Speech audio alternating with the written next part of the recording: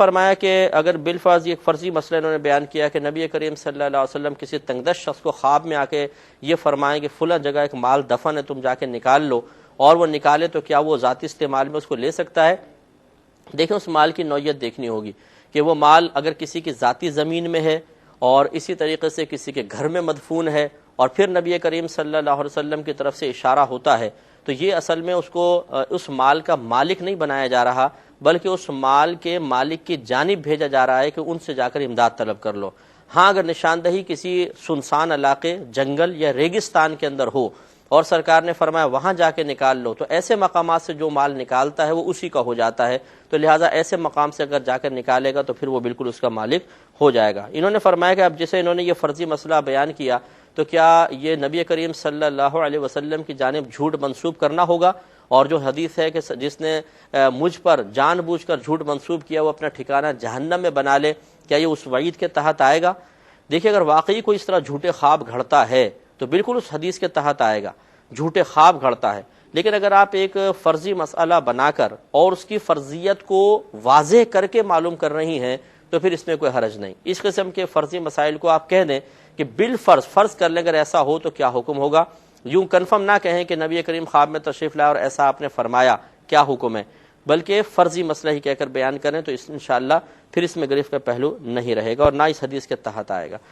ہاں اگر کسی نے جان بوجھ کے جھوٹا خواب بنا کے نبی کریم صلی اللہ علیہ وسلم کی طرف منسوب کیا تو جیسے میں نے عرض کیا پھر وہ اس حدیث کے تحت آ جائے گا۔ ایک ہی کہتی ہیں بچے بعض اوقات گلی میں کرکٹ کھیلتے ہیں، گیند سے شیشہ ٹوٹ گیا تو کیا مالک بطور تاوان ان کی گیند رکھ سکتا ہے؟ میرے خیال میں یہ گیند اتنی کم قیمت کی ہوتی ہے کہ شیشے کا تاوان تو بن ہی نہیں سکتی ہے، اور اگر رکھ بھی لے گا یہ سوچ کر کہ بچے چلے نہیں کھیلیں گے تو بچے نئی گیند خرید کر لے آئیں گے، رکھنے کا کوئی فائدہ نہیں ہے۔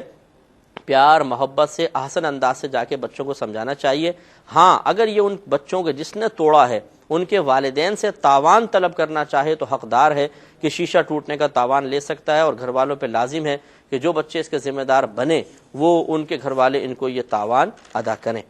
ایک یہ کہتی ہے کہ بالفرض کوئی ہم بیگ خرید کر لے کر آئے اور اس کی زپ ٹوٹ گئی، فوراً ہی ٹوٹ گئی، تو کیا ایسا بیگ واپس کروایا جا سکتا ہے؟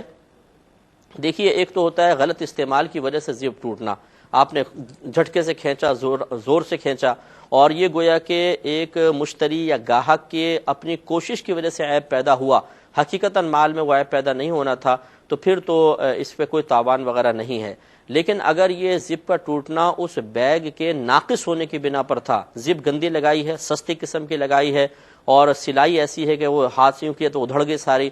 اور